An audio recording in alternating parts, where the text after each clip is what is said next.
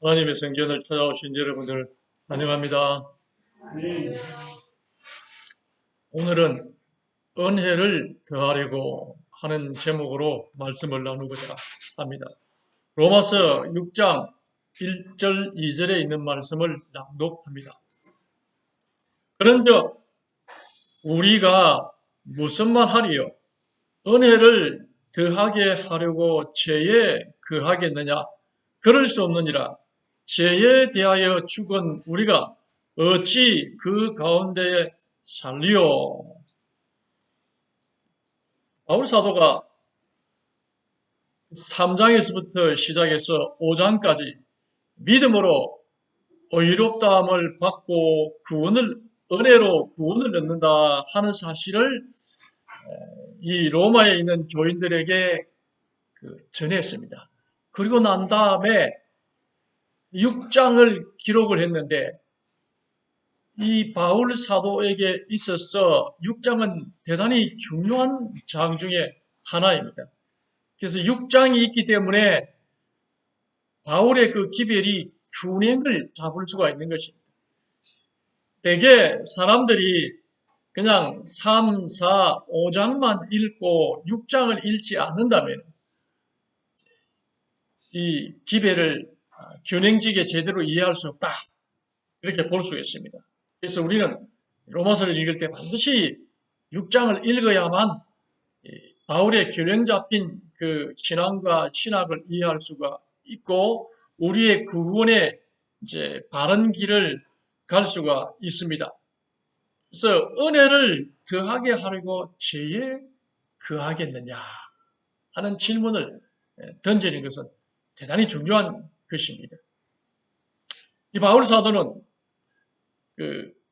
13개의 신약 서신을 썼습니다. 편지를 써서 보냈는데 오늘날로 말한다면은 굉장히 이 SNS 메시지를 통한 전도를 잘 했다. 이렇게 볼 수 있습니다. 이 보니까 이 카톡이죠, 카톡. 그래서 요새 이 카톡을 통해서 기별을 전하는 사람이 있는데 이런 일들을 잘해야 된다는 것을 말하고 있습니다. 그래서 바울 사도는 서신을 통해서 아마 바울 사도가 지금 살아 계신다면은 카톡 메시지를 다 보냈을 거예요. 이렇게 번역을 했을 것입니다. 그만큼 모든 그 매체를 이용해서 전도하는 바울 사도의 모습을 볼 수가 있는데 그 편지를 통해서 이제 중요한 것을 6장을 통해서 이야기를 하고 있습니다. 그래서 로마에 있는 교인들에게 써서 보내는 것입니다. 로마에 있는 교인들은 요즘과 달라서 그 생존 경쟁의 치열함 속에서 살았습니다. 항상 전쟁 속에서 살았기 때문에 삶과 죽음의 문턱을 오고 가는 것입니다.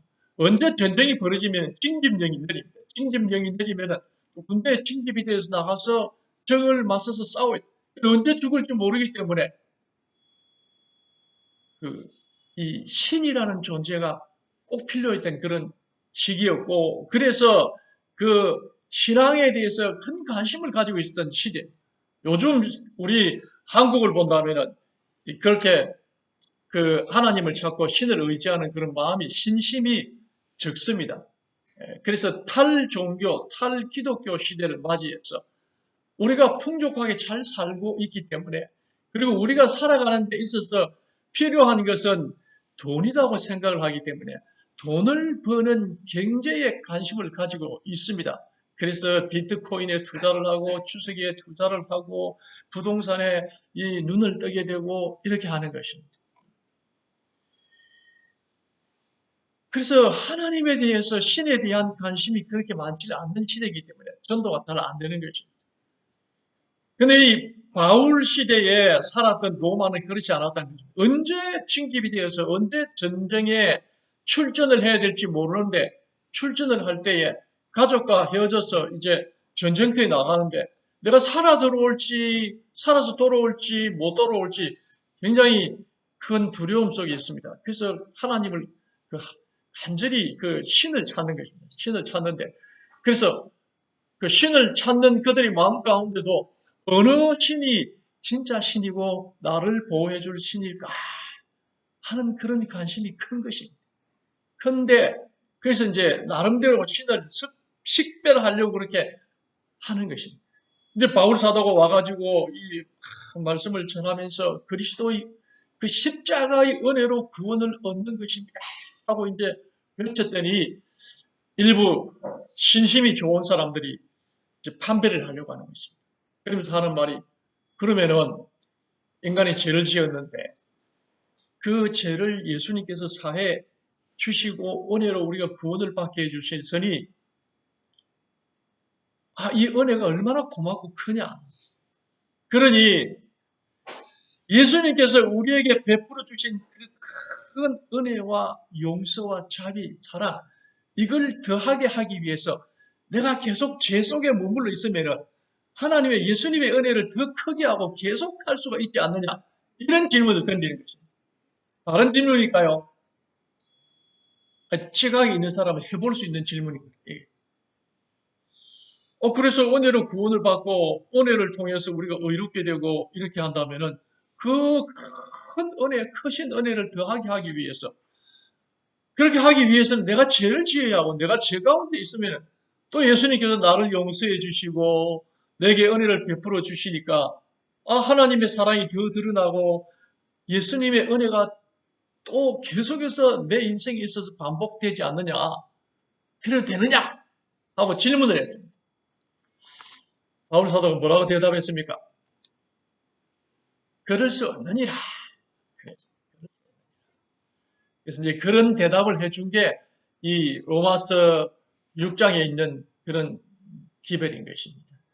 실제로 오늘날 그 기쁜 소식 교회에 가서 기쁜 소식 전도자를 만나서 우리 집사님이 대화를 해보니까 그가 이렇게 이야기했다는 거죠. 기쁜 소식 교회죠. 기쁜 소식이 무엇이냐? 굿뉴스고 복음인데 그 복음이라는 것은 은혜로 우리가 구원을 받는다. 그렇기 때문에 은혜이다. 그렇게 하면서 그리스도를 영접하면 과거의 죄도, 현재의 죄도, 미래의 죄도 다 용서함을 받고 우리는 은혜를 구원을 얻기 때문에 죄를 지어도 구원을 얻는다. 이런 회개한 이제 기별을 전하는 모습을 보고 깜짝 놀라가지고 이제 그렇지 않다는 사실을 이야기했다는 것입니다. 그래서 이런 것들은 일각을 통해서 오늘날 그 옛날 그 로마 교회에서만 있었던 일이 아니고 오늘날 교회도 이런 문제가 있다 하는 것을 볼 수 있습니다. 그래서 로마서 3장, 4장, 5장만 읽고 6장을 읽지 않는다면 바울의 기별의 반을 놓친 것이다 하는 사실을 우리가 알 수가 있는 것입니다.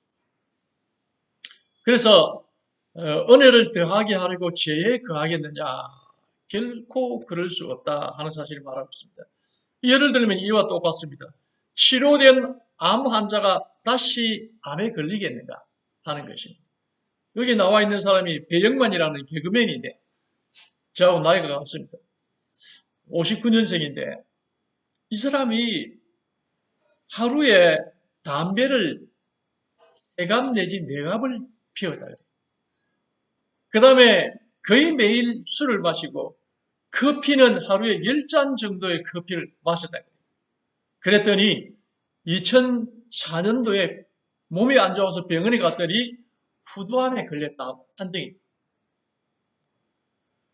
그래서 결국은 자기는 이제 후두암에 걸리는 이 담배 피우고 술 마시고 부절제한 생활을 다 살았던 사실을 자기가 알게 됐습니다.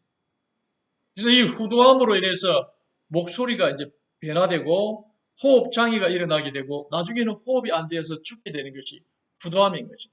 이주일 씨가 후두암으로 인해서 죽었고 담배를 많이 피워가지고 그 다음에 율 브린너라는 유명한 외국 그 배우가 이 후두암으로 죽었어요. 무서운 병. 이 사람도 죽을 뻔했습니다. 그냥 두면.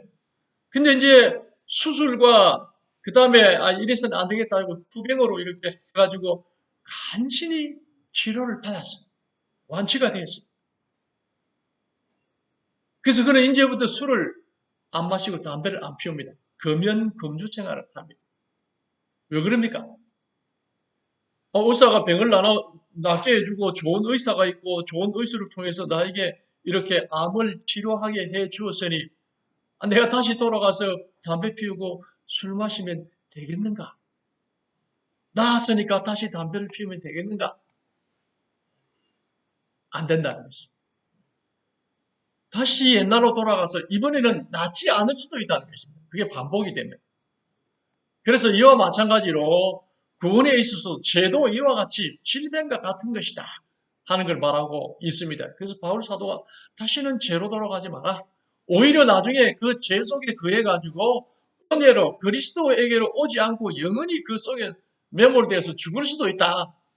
그러니 죄에 거하지 말라. 그럴 수 없느니라. 그렇게 대답을 한 것입니다. 그래서 그 바울은 그 로마에 있는 그 제자들의 질문에 대해서 은혜를 더하게 하려고 죄에 거하겠느냐? 그랬더니 바울 사도는 그럴 수 없느니라. 이게 바울 사도의 대답이고 바울 사도의 균형 잡힌 기별인 것입니다. 그래서 혹 이런 이제 기쁜 소식 교회나 이런 사람들 만나서 여러분 대화할 기회가 있다면은 반드시 이 재림 교인들은 알고 있어서 그들에게 전해주어야 될 기별이 로마서 6장 1절 2절인 것입니다. 은혜를 더하게 하려고 죄에 거하겠느냐? 변함을 입지 않고 죄 속에 살면서 계속 은혜로 구원을 받는다고 그렇게 고집하겠느냐? 바울 사도의 대답은 그럴 수 없느니라. 그럴 수 없다는 것을 말하고 있습니다. 죄에 대하여 죽은 우리가 어찌 그 가운데 다시 살겠느냐 하는 대답인 것입니다. 바울 사도는 그것을 자기의 삶 속에서 경험을 했습니다. 바울 사도의 삶을 보면서 자기가 이제 고백을 하는데 구원을 얻고 난 지금에서야 과거의 생활을 돌아보면서 이야기하는 것입니다. 사도행전 22장 19절에 내가 말하기를 주님 내가 주를 믿는 사람들을 가두고 또 각 해당에서 때리고 고문을 했다는 것입니다. 피가 박해하고 또 주의 증인 스데반이 피를 흘릴 때에 내가 곁에 서서 찬성하고 찬성표를 던지고 그 죽이는 사람들이 옷을 지킨 줄을 그들도 아나이다. 옷을 지켰다는 것은 증인인 것입니다. 그래서 적법하게 죽였느냐 무고한 사람을 죽이느냐 하게 되었을 때에 이 옷을 가진 사람이 그 증언을 하는 것입니다. 스데반은 죽을 죄를 지었기 때문에 성문재판에서 돌에 맞아서 죽었습니다. 그거 증인이 되는 것입니다. 중요한 역할을 하는 것입니다. 근데 그게 맞는 일이라고 이렇게 생각을 했다는 것입니다. 그 다음에 디모데전서 1장 5절에 죄인 중에 내가 괴순이라. 내 자신을 돌아보니까 죄인 중에서도 내 죄가 크다. 그럴 만한 게 서대반을 죽게 했죠. 믿는 사람들을 가두고 고문하고 때리고 또 죽게 하고 다른 사람들도 그 일을 수없이 젊은 시절에 했다는 것입니다. 그러니 나는 죽을 사람이야. 죄 가운데 살았던 그런 사람이다 하는 것입니다. 그런데 은혜로 구원을 얻는다고 해가지고 다시 그 생활로 돌아가서 살면 되겠는가? 나 그리스도인이 은혜로 구원을 받았으면 그 은혜를 은혜로 만들 수 있는 것은 내가 다시는 그 속에 빠져들어가지 아니하고 과거의 속에 들어가지 아니하고 죄 속에 머물지 아니하고 새로운 삶을 살게 되는 것이 은혜로 만드는 것이지 내가 죄를 지어서 은혜를 다시 입으려고 하는 것은 어리석은 시도이다 하는 것을 말하고 있습니다. 그래서 재림 교회는 가장 성경에 충실한 교회입니다. 가장 성경에 충실하다는 것을 증명하려고 하면 로마서 6장 1절, 2절을 반드시 이해하고 있어야 된다 하는 것입니다.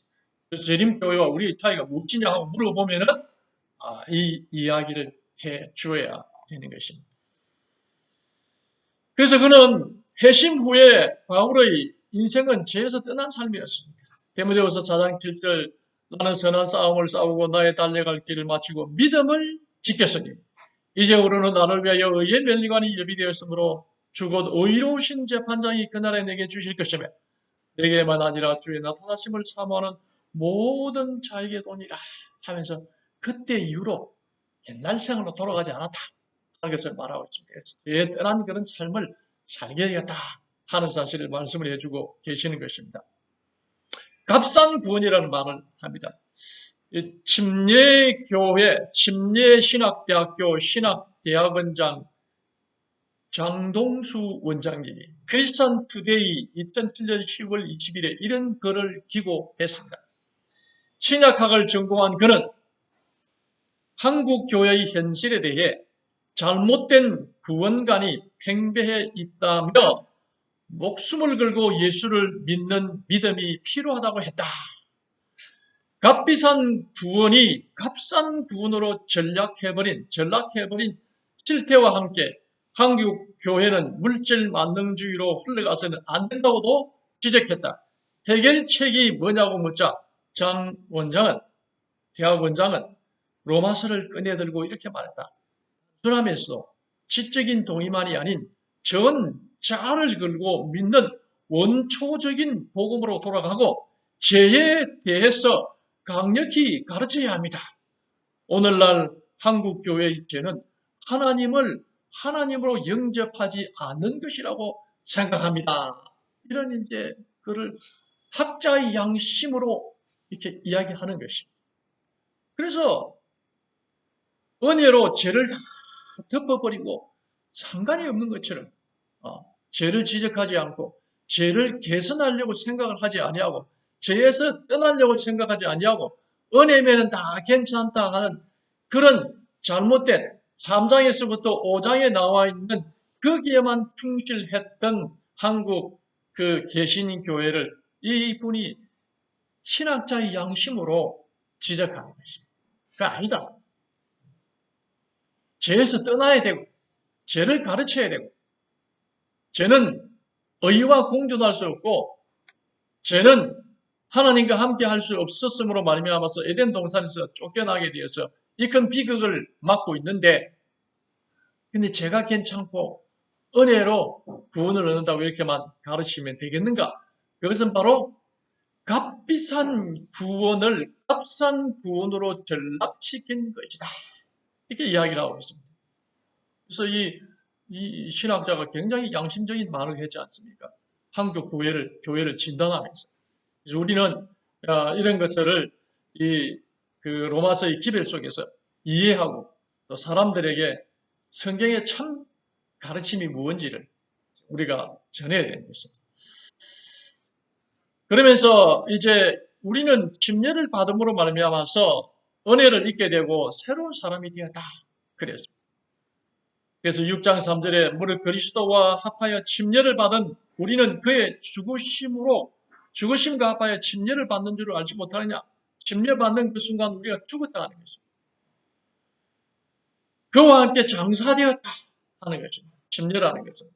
그래서 죽었기 때문에 죄에 대해서는 우리가 죽은 사람이고 이전에 우리 모든 죄는 다 이제 없어졌고 죽었기 때문에 새로운 사람이다 하는 것을 침례의 예를 통해서 말씀하면서 장사되었는데 또 우리 삶 속에서 죄가 살아나서는 되겠는가?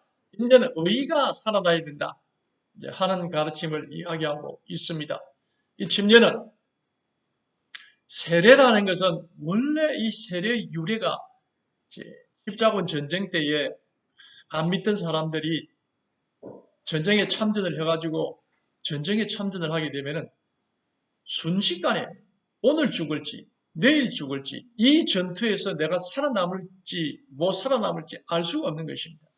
그러니 이제 죽는다고 생각하니까 내가 천국에 가야 되겠다 그런 생각이 드니까 신앙 고백을 하고 그 다음에 이제 그리스도를 영접하는 것입니다. 그때에 그 물에 갈 수도 없고 노출될 수도 없고 하니까 물을 찍어서 이마를 찢어서 해주었던 것이 세례 의식이고 한시적인 제한적인 그런 예식이었던 것입니다. 편리성 때문에 채택되어진 것입니다. 근데 성경에서는 죄를 씻는 것인데 성경에서는 이 물을 무덤으로 비유를 해서 무덤 속에 들어가서 다 잠겨야만 내가 죽은 것이 되는 것입니다. 그래서 이제 부활하게 되면 새로운 사람으로 일어나게 되는 것입니다. 그래서 성경대로 순종하는 것이 맞는 것이고 가장 침례 의식이 그리스도의 십자가와 장사 지냄과 부활을 다 이렇게 나타내는 상징적인 의식인 것입니다. 그래서 세례는 아니라는 것을 말하고 있는 것입니다. 그래서 이 옛사람이 장사된다, 죽었다, 물속에 죽었다 하는 것을 의미하기 때문에 그러한 것이고 우리가 물속에서 올라올 때는 새 사람으로 올라와 오고 죄에서 떠난 사람으로 죄에 대해서는 죽은 사람으로 의로 살아나야 된다 하는 사실을 바울 사도와 이야기를 하고 있는 것입니다. 그래서 성서적인 침례는 예수 그리스도의 죽으심과 부활, 예수님께서 요단강에서 침례를 받았던 그 침례식이 맞다 하는 것을 말씀을 해주고 계십니다. 그런 다음에 8절에 보면은 우리가 살 줄을 믿노니 그렇게 하면서 우리는 이제 의로운 사람으로 살아나게 되었다 하는 것을 말하고 있습니다. 그래서 바울은 자기 삶을 돌아보게 될 때에 자기는 자랑할 것이 없다 그랬습니다. 갈라디아 6장 14절에 그러나 내게는 우리 주 예수 그리스도의 십자가 외에 결코 자랑할 것이 없다 그랬습니다. 그래서 그리스도의 은혜로 구원을 얻고 그 다음에 그 속에서 부활의 삶을 사는 것이 맞다 하는 것을 말씀을 해주고 계십니다. 그러면서 지금부터 사는 우리의 삶은 이게 어떻게 사느냐에 따라서 우리가 하나님께로부터 받으심을 받을 수 있고 거절하심을 받을 수 있는 삶인데 우리의 몸이 우리 자체가 우리의 지체가 무기이다 그랬습니다. 그래서 로마서 6장 13절에 또한 너희 지체를 불의의 무기로 죄에게 내주지 말고 오직 너희 자신을 죽은 자 가운데서 살아난 자 같이 하나님께 드리며 너희 지체를 의의 무기로 하나님께 드리라. 그래서 그 바울 사도는 전쟁을 생각하면서 이 전쟁에서 고대 전투를 생각하면서 칼이 적을 찔러 죽이는 거죠.